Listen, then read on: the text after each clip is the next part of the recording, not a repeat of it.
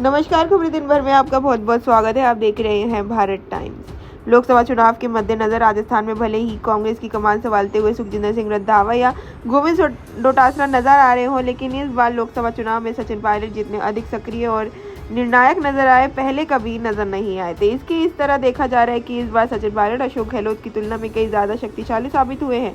न सिर्फ टिकट बंटवारों में उन्होंने बड़ी भूमिका निभाई, बल्कि उन्होंने ये भी साबित किया कि एक गंभीर राजनेता के रूप में वे पहचान जाने लगे हैं। खास तौर से जालोर की सीट पर वैभव गहलोत के चुनाव लड़ने की प्रश्न पर उन्होंने जिस तरह सकारात्मक प्रतिक्रिया दी, उससे उन्होंने ये साबित कर दिया कि अशोक गहलोत उन्होंने न सिर्फ यह सीखा है कि क्या करना है, बल्कि यह भी समझा है कि क्या नहीं करना है।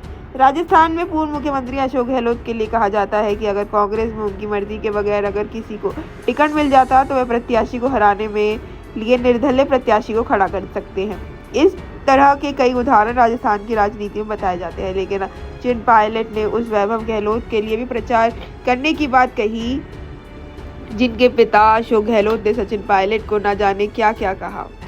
इससे पूरे देश में बड़ा विवाद खड़ा हुआ, लेकिन सचिन पायलट ने तब भी धैर्य और संयम नहीं छोड़ा और आज भी वह इसी वजह से कांग्रेस में अलग पहचान बनाने में कामयाब है। जिस तरह से पिछले विधानसभा चुनाव में कांग्रेस हारी, उसकी जो ठिकरा है अशोक गहलोत पर ही फूटा। बहुत सारे कारणों में से एक कारण ये भी था कि जनता बार बार सरकार गिराने वाली है, जैसे जुमलों में और होटलों में चली जाती सरकार से उब चुके थे।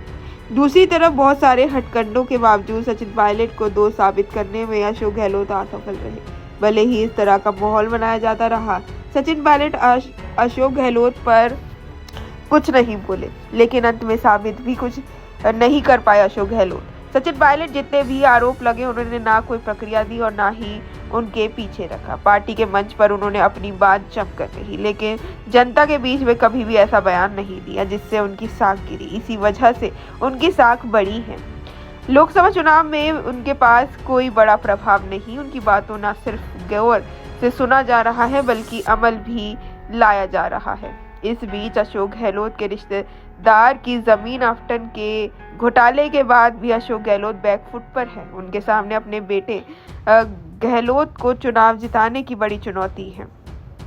ऐसे में उन्हें बहुत अधिक जरूरत सचिन पायलट की है। सुखजिंदर सिंह रंधावा हो चाहे गोविंद डोटासरा, दोनों ही अशोक गहलोत के सामने वजूद नहीं रखते। जो सचिन पायलट का है, वह वजूद सचिन पायलट ने स्वयं बनाया है।